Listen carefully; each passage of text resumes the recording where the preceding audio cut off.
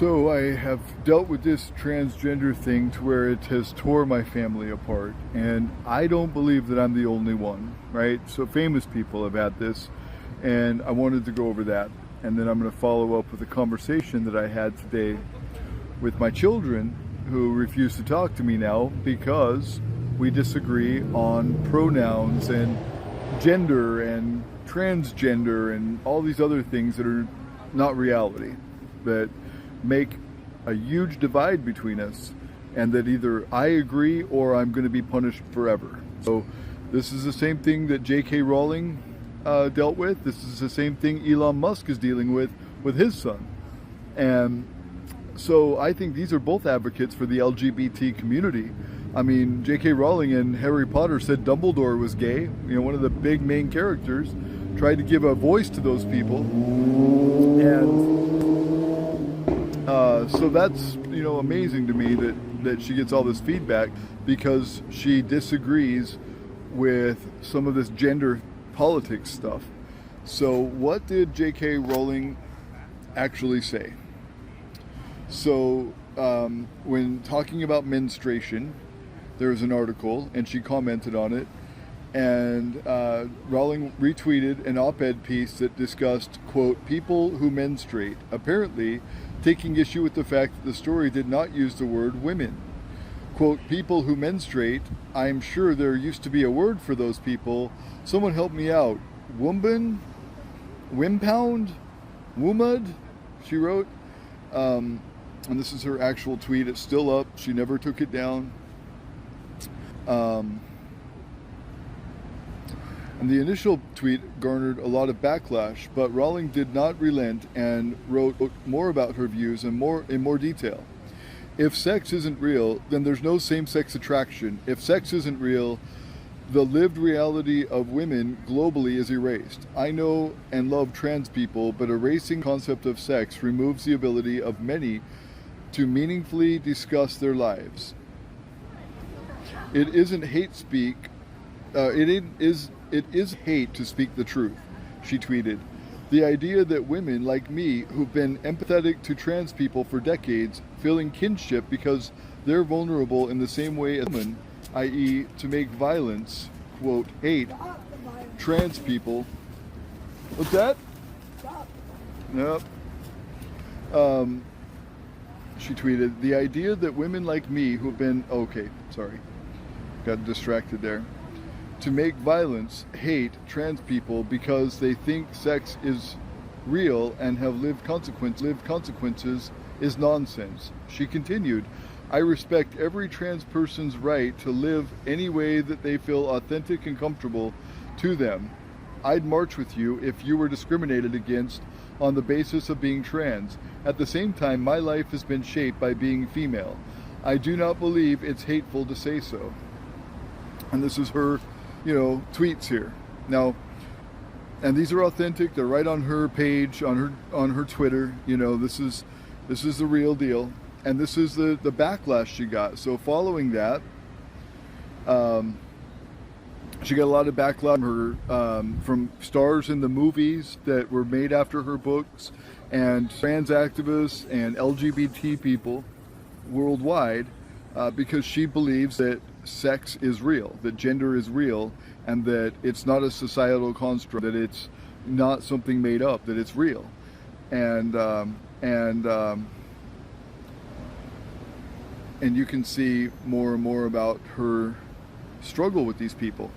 This is very similar to what I'm dealing with my children. I have my beliefs, right? I know they have their beliefs. They are not the same beliefs, but I don't have to agree with them to respect them. I can respect them and not believe the same things and not use the same language and not use the same science and not use, their truth as my truth, but I can still respect them. They don't accept that. And there's many people in the world that don't. Like I mentioned, Elon Musk's son is the same way. He's now saying he is transgender. Elon Musk has always been supportive of the LGBT community, but he said that these new pronouns are an aesthetical nightmare, which took backlash from his son after saying so. That, he was just saying that it's an aesthetical nightmare. It's crazy to use all these pronouns where, for all of human history, languages, Spanish, French, Portuguese, and so many other languages use a male and a feminine, a masculine and a feminine pronunciation for their words. There's two for each. There's two for each word. There's a feminine and a masculine of each word. And, this is our language. This is language worldwide, and not just one language or another, but many languages. And German's the same way. So to use male and female pronouns to define what a person has been born with, because their gender is defined by their genitals, is not wrong. It's scientifically correct. It would be a lie to say otherwise.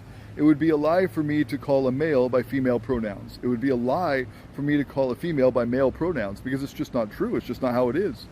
And I don't think that I have to agree with somebody to respect them. I mean, I talked about a flat earth friend of mine who, a person in our lives who watched our kids had a husband who was a flat earther. Very adamant, very passionate, believed it very strongly that the earth was flat. I didn't believe it. He never required me to adopt his beliefs to respect me. And I never required him to adopt my beliefs to respect him. But yet we still respected each other, and we disagreed on things, on the science of things. Same thing with anything else. People who speak in a biblical language, or who refer to each other biblically, or with those terminologies or those learnings or those teachings. You know what I'm saying? I don't require anybody else to speak in a way that I have been taught to speak, but then they can't require me to speak their way. It's a mutual respect thing. You have to give it to get it. And I give it, totally get it. I've always been supportive of the LGBT community. Got many videos dating all the way back to 2008, pushing back against the Mormons when they tried to overturn Proposition 8, pushing back on anybody who oppressed the LGBT community. I made a video in 2010 pointing out that the high suicide rates in Utah, I believe, can be partially, if not by and large, attributed to the bigotry of the LDS Church against LGBT people. And I push back against that, even though that's how I was raised, with my family. But, even though I don't agree with the Mormons on their beliefs, I still respect them. I still understand where they're coming from, but I don't have their beliefs. So we can believe differently and still respect each other. I don't have to use their language. Their language in biblical terms, when they talk about salvation, or they talk about heaven, or they talk about deities, they're not talking about the same thing that a Christian is talking about. They're talking about something completely different. Their terminology is the same words with different meanings. So I don't use their language, and I don't mean the same things when I use my language, but I still respect them. So anyway, here's the fan backlash of Rawlings' opinions, so on and so forth. And then some of the stars that were in the Harry Potter films took issue with it, but she never relented, and neither will I. I have my beliefs, you have your beliefs, we agree to disagree, or we don't. End of story. I told Ellie that. Ellie doesn't even have to guess. She doesn't have to hear your side or my side. She knows exactly what happened. I confessed that within the first 2 weeks of us getting together. I said, this is why Kim and I fell apart, and this is what happened at the end. She knows exactly what happened. I told Lakin almost immediately. I told her, when I first got there about everything, I wanted to lay everything on the table. I have not hid that information from anybody. If you came over, which I hope you do, you can ask Ellie. I fess up. I fessed up about all that long before she had any questions about it. I told her about porn, that I watched porn. Like the day I met her, I said, well, me and my ex-wife broke up because I watched porn when I would leave and go on, business trips, or for whatever reason when she was, not intimate with me. I turned to porn, and that broke us up. That made a big issue for us. I said, do you have a problem with that? She says, no, I watch porn too. It's not a problem for me at all. So she knew that the first day.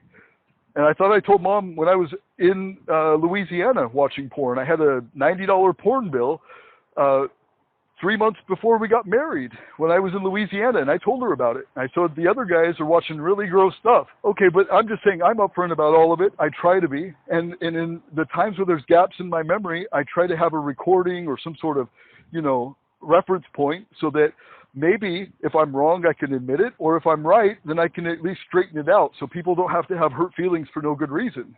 I don't like us having hurt feelings. I don't like us not getting along. It's not my goal in life. I want to get along, but I don't avoid conflict. Like I've watched, I don't know how many psychologists that say people that avoid conflict end up with more resentment and more burning issues that never get resolved because the conflict never happens. That conflict is good as long as there's, productive, constructive conflict and not just toxic conflict.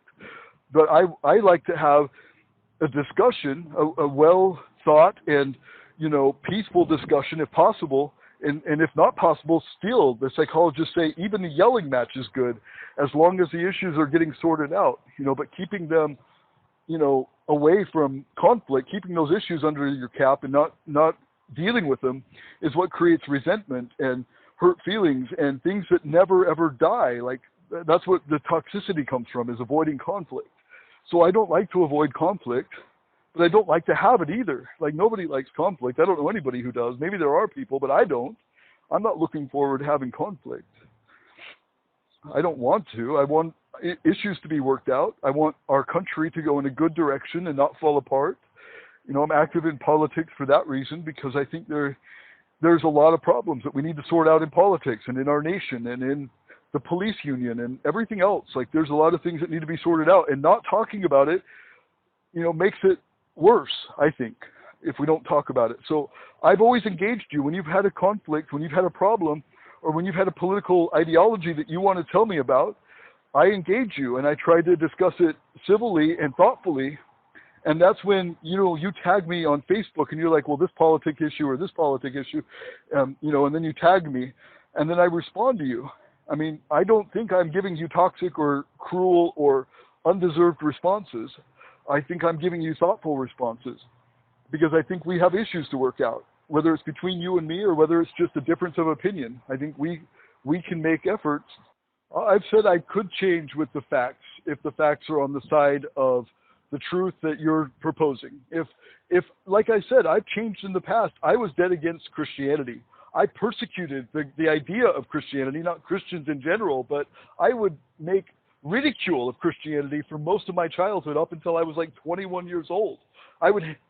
I don't even believe in Leviticus. I can actually show you 13 years ago I made a video and I said that the Old Testament does not apply to the New Testament because what Jesus did in Matthew 18, dying on the cross, he said that the law was then fulfilled. He said it is finished, and that's what that means, is that the law is fulfilled. So that the Leviticus topic, which I think is ridiculous, I think that was a Moses thing.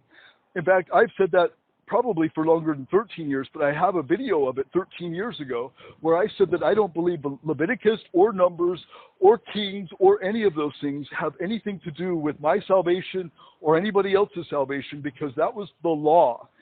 And the law was fulfilled through Christ's sacrifice. And that's why everybody, even the sinners, are forgiven, which I have a tattoo on my chest. It's 20 years old, 21 years old. And I believe that Jesus came to give that forgiveness, even though the law says you can't be forgiven. Once you've done these abominable things, it's set in stone. You can't undo them. That's what the law says. But Jesus said differently, and he says that I have fulfilled the law with my sacrifice. I have given my blood to atone for those things, because that was what was required in the laws, is a blood atonement. And that's what they did every year. And so Jesus did that, and he says he did it once and for all. And that's Matthew 18. I think it's Mark 11. It's all over the Bible. That's the theme of the Bible. And that's something I've always believed about Christ. So I don't believe in Leviticus. And I've said that, in fact, said that specifically about the gay rights thing when I was pissed off at the Mormons for using that back in 2008 when you were like 4 years old. I said that on video because the Mormons were persecuting gay and lesbian kids and people in general with their Proposition 8 that they were forcing on California to end gay marriage after they had just changed the law. And I said this idea of Leviticus is asinine, because why did Jesus come? What was his point? If the law of Leviticus still stands, then Jesus never meant anything. There's no reason for him if the law still stands. And that was my argument in 2008 when you were 4 years old. So I would never use Leviticus against you. I think you misunderstood me. I absolutely don't believe that. Nor have I ever. I wouldn't believe it if that was what Christians believed, if that was what Jesus said, that the law still stands. I would have never had any affinity for Christ at all. I would have never came to Christ. I would have never got a tattoo on my chest that said forgiven. Because I've done things that the law says I should be stoned for. I should be punished for. That's what the law says, that there's no forgiveness for me for denying the Holy Spirit. That's the unforgivable thing, right? And I did that for most of my childhood. I absolutely denied the Holy Spirit. I committed blasphemy. That's the one thing in the Bible you can't be forgiven for, it says. But Jesus ended the law. So I was able to be forgiven, and I graciously accepted. I thankfully accepted on my hands and knees, because that's what everybody gets, not just me who is a blasphemer or a drug user or, somebody that has, I stole like hair. No, I absolutely take truth wherever it comes from. I have never been a Bible thumper. I have never been that guy. Even in our early relationship, I denied. I'm not thumping on it. She said that I believed in Leviticus and that I used it against her. And I said, I gave her all the reasons why I wouldn't. Even if I was the absolute most devout Christian, that is not what Christ taught. That is not the thing that Christ taught. I would never believe that. And not only do I not believe it, but I've raged against it when the Mormons were proposing ending gay marriage. So it's on video from 2008. I am a pupil of Christ. I am a pupil of Christ. I learn from a lot of people. Ellie is my teacher. Ellie teaches me all kinds of things. I learn all kinds of things from Jesus. I learn all kinds of things from Buddhism. I mean, when I first came to Christianity, there was a book that I used to read about and told you about. It was a book that we found at the Krishna Temple in Spanish Fork, which we also went to Holly Fest there, at least once, if not more, and I helped build that place. And I would talk about how Krishna and what's his name, Ganesh and Shiva and all of their gods had something to teach, and that it was very much in line with the Bible, very much in line with what I was taught from Christ. So I said, I don't believe in one deity. I don't believe in one dogma, that I take truth from everywhere. And I've said that from the very beginning.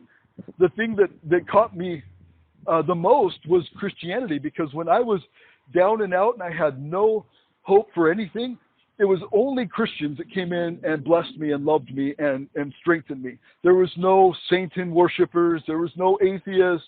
There was no LGBT. There was nothing. It was Christ and his people that saved me from absolute destruction and gave me forgiveness and love when I needed it most. When I was absolutely destroyed and there was no fixing it from my point of view. There was no strength in me that could fix it. It was those people who came in and blessed me.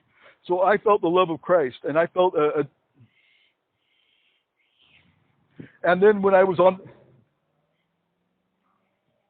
well, no, I mean there was no LGBT food kitchen, there was no atheist kitchen. And then when I wrote my story, when I wrote that before I met you, my story's still online. That was a story. Well, they're not the ones that came to me and helped me. There was no youth missions that were there for. There was no youth missions that were atheist, Buddhist, Satans, or anything else. It was Christians. Well, I don't care about the Old Testament. The Old Testament is done. It always has been in my mind. I don't think that's the most. Okay. Well, I can't change their mind, obviously. I'm not even trying. I'm just letting them know that everybody has a different belief. Everybody has a different thought. Everybody, is raised differently. And so I don't expect everybody to be the same. No, I can, no.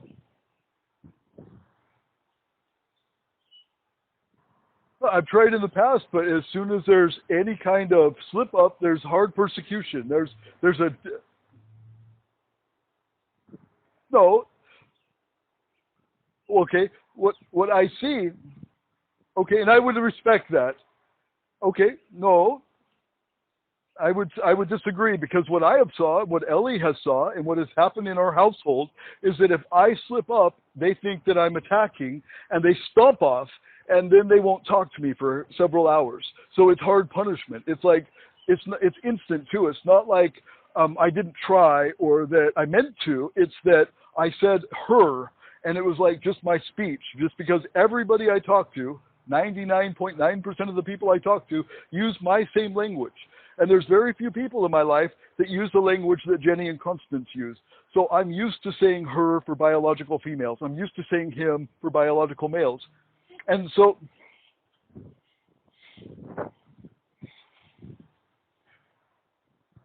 well, don't be. Well, I'm sorry you feel disrespected. Okay, can I reply?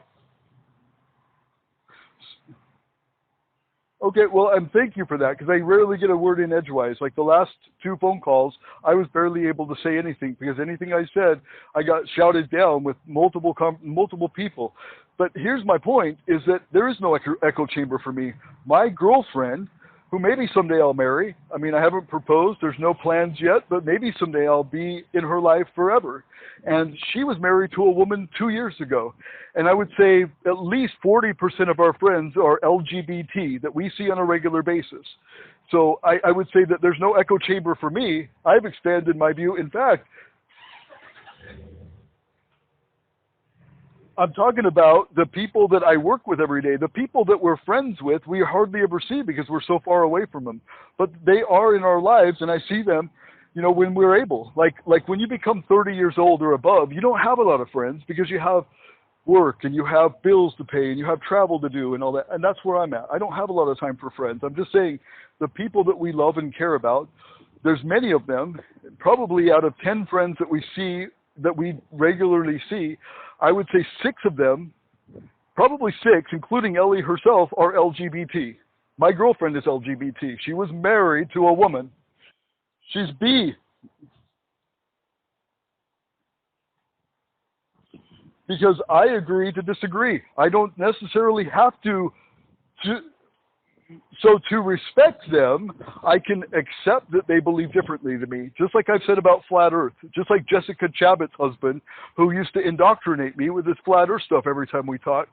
And he wanted me to believe so badly in the flat earth. And I respected him, even though I don't believe the earth is flat. And even though I would refuse to refer.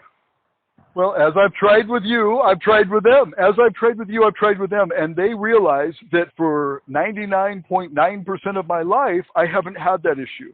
That issue is only recent for me and the rest of society. It's not a common thing.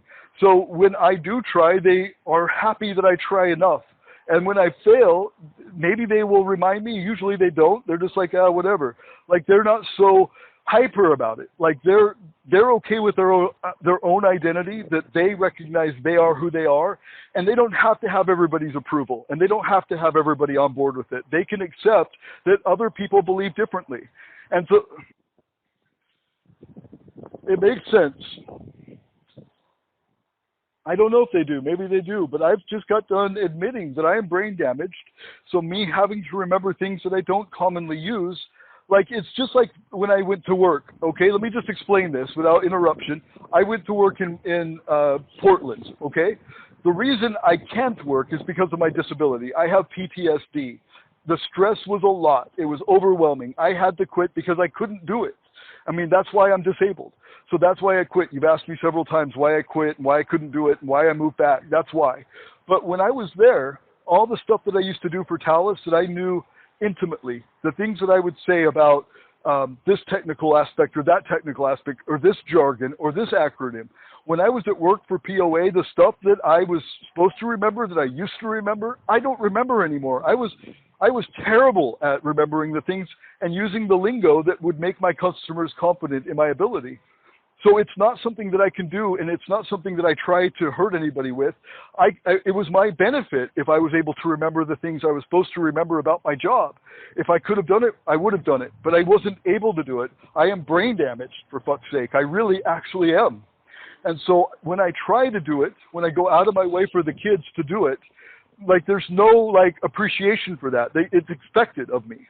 And then when I don't do it, they have no compassion or sympathy that I have brain damage. Literally, totally, absolutely. Medically proven, I am brain damaged. And so I can't always remember those things, and I'm not great at it. And so when Jamie stomps off because I say her, or when Constance throws a fit because I can't remember Emily or Delome or whatever her name is. Like, she's changed it so many times. We used to call her D-Dog. Like, when I can't remember things that are constantly changing, it's because my brain isn't wired for that anymore. I'm not able to have the quickness of my mind that I used to have. I used to be very quick and very smart, and I used to retain information very well, and I don't do that. I don't remember any of the Bible scriptures that I used to have memorized when I met you. I used to, like I've tried to tell Ellie, my favorite one, Matthew 10, 10 through 42, I think is what it is. And I used to remember that verbatim, not missing a word. I can't remember the first two sentences of that paragraph, of those two paragraphs anymore. So my brain doesn't function like it used to. The expectations people are putting on me are unfair if they have any compassion for me, knowing where I'm at mentally. I am not good at those things. I'm sorry. And I've tried. Ellie has seen me try. And it frustrates me when I try so hard and I've bent my reality for this enough to be able to try. And then when I mess up a little bit, I get instant, absolute disapproval, condemnation. Jenny stomps off, goes upstairs, slams her door, and stays in her room for 4 hours. And then I'm trying to apologize to her on the way up the stairs, and she's so pissed off that she can't even, unwind. And then I'm in the doghouse over it. And that's when it's like I'm being forced, like I'm being manipulated. And I'm trying without manipulation to stand up and do the things I'm supposed to do to have compassion for them. And I never needed anybody's force or manipulation to stand up for LGBT rights or gay marriage or anything else. I was always the first one to step up when I saw the underdog getting persecuted, somebody that was weak in a power of disposition and not able to stand up for themselves. And I would be the first one to do it because I hate when people get persecuted for something that doesn't hurt anybody. And so I would stand up without anybody forcing me to. And I'd make videos on YouTube, and all the Christian friends that I have wouldn't approve of it, and I didn't care because I cared more about people's rights and their dignity and them being people that are respected than I cared about my Christian friends or my family who was raised Mormon or anybody else. And I put my beliefs out there to be picked apart, and I got picked apart multiple times, and I still didn't change my position on those things. But right now, I am handicapped, mentally handicapped. I'll be the first to admit it. I can show you the doctor's information that diagnosed me. Like, I am legitimately medically disabled, mentally disabled. I am retarded. Okay. Well, I'm going to go back through our history. I don't believe I've sent them that, but I have posted things that I want discussion about. And my thoughts on this, I've recorded and put on YouTube for everybody to see. And people have responded so that we can have a discussion about it, because I'm no doctor. I'm picking out the top doctors, not just the Republican ones. I'm like Jordan Peterson would never identify himself as a Republican or as conservative. Jordan Peterson has always leaned towards liberal issues and has always been very supportive of LGBT, but will not be forced to be using somebody else's language. Like he refuses, and he would say that probably a lot of this is natural, including homosexuality, but he does not believe that a person can change their gender. And he does not agree that you should be forced to use a different language than than you feel appropriate, for example, or that you were raised with and taught in school. But I've picked out people like Paul McHugh from Johns Hopkins University, the top hospital in the United States. And he was their director of psychology for like 30 years. And he's a professor of it right now in a top college. And he says you cannot change your gender. You can't do it. It's not a possible thing. So I'm not just cherry picking. I'm just saying I am not a scientist. I'm not a doctor. I'm not a medical professional. So when I have a conflict, like, I'm not just going to accept somebody else's opinion on it. I want lots of opinions. I want lots of facts and research. And so I have said exactly what I feel, and I'm not ashamed of it. I just posted a video about 4 or 5 days ago about this, and that is to prompt people to discuss it with me. So maybe I can become enlightened, because I don't follow trends and I don't cave to peer pressure. Peer pressure's never changed my mind about anything. So that's why I want more feedback, and that's why I posted my videos. And I'm done. Go ahead. I mean, I've always tried to stand up for LGBT people. If there's persecution in law that says you can't do this, but everybody else can, or you're not accepted, but everybody else is. I have stood against those things. I've always tried to. I've never had middle ground. I'm never on the fence on any issue. So can I respond to that as far as what my concern is about specifically my children and nobody else in this world, only my children? Can I respond? Okay, my issue is that not even Constance and Jenny or Jamie, not even them specifically, but say, for example, Amelie wanted to get into combat sports or some sort of competitive sport. I don't believe that men that were born men, biological males, should be beating up women like Fallon Fox, who cracked the skulls of like 2 women, like actually broke their head open and cracked their skulls. I don't believe that it's fair. And a lot of these people in competitive sports don't think it's fair either, because women are not built with the same advantages physically as men. Men have stronger bone density. That's just a natural fact of biology. That's not even, a political issue. That's just biology, is that men are built stronger. Men have stronger bones. They have more bone density, and they are faster. And just genetically, by and large, not every single male, but by and large, men should not be competing with women in combat sports. Or that swimmer recently, like they just changed the law on the national swimming competitions that men can't compete against women if they were born men. Like if they're biological males, they can't compete against biological females, because that guy was the worst in his division as a male. But he kicked every female's ass in that division and won the gold, because he's a male and because they're female. And so I don't agree with that. That's something I'll never agree with. Even Ellie, who is married to a woman, has trans friends, gay friends. Most of her friends are probably that way. She doesn't agree with it either. Women have worked hard to overcome psychological and societal constructs that, made women have a disadvantage in this world. And then for them to have to give up Woman of the Year to Bruce Jenner, who was born a male. Well, now he's Woman of the Year, and for them to, take second place again, to have men take away from them what they have gained after years and years of women's suffrage and women's, rights and women's, struggle in this world. And then for men to come in and just say, oh, okay, well, that trophy's mine. Oh, and that Woman of the Year award is mine. And, to take away from women who have had to work so fucking hard to overcome what men have achieved, in a society that benefited men all these years. And then for them to overcome that and for them to be strong and for them to show that they are also, competitive and they're also, strong in those ways.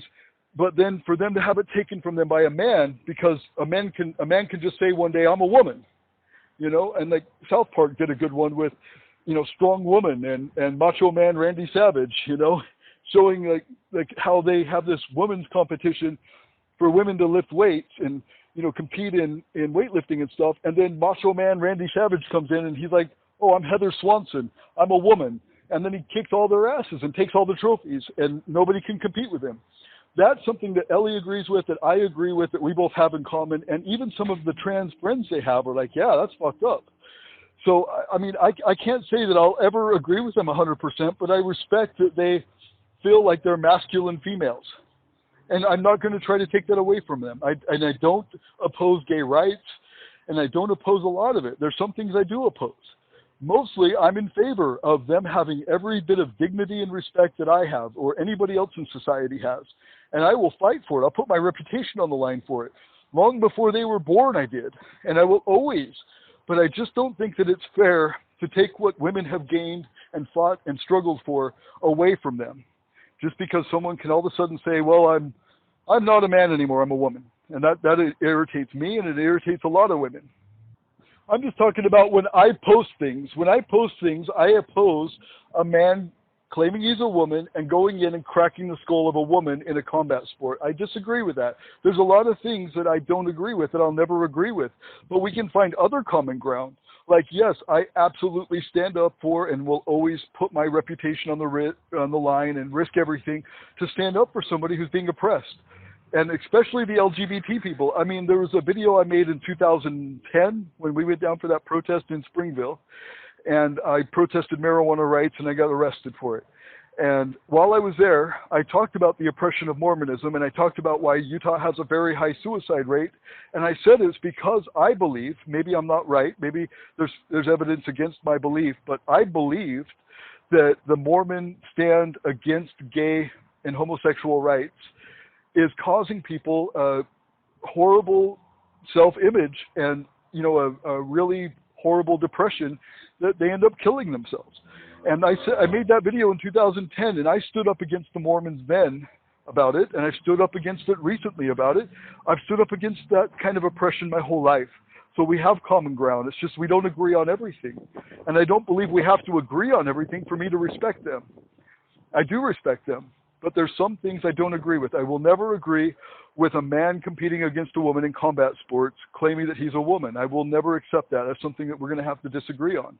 Agree to disagree on, but most of it I agree with them on. And I definitely accept that they feel masculine, like a masculine female. I don't deny. No, I'm not. Mom just said that I post things that offend you guys. I was explaining the things that I posted. Well, those are the things that I disagree with. I've never posted that. I do post from there, yes, but I've never posted that. Well, I'm sorry you have an issue that we have a disagreement, but I don't have to agree with you to respect you. And I don't believe I posted anything about Transform Life saying that women are only there to have sex with their husbands. I wouldn't agree with that. I wouldn't post it, and I don't think she's ever said it. But if she has, I don't agree with it. I will go on record today on a video and say I don't agree with it. I don't know what to say that would... I'm happy to stand up for what I believe in, though. I don't like when people say, hey, you believe this way, when I don't. I don't like being told something that I don't believe. That's the point. I'm just happy. I'm happy for you to prove that I believe something that I don't agree that I believe. Like when you tell me I get it. I get it.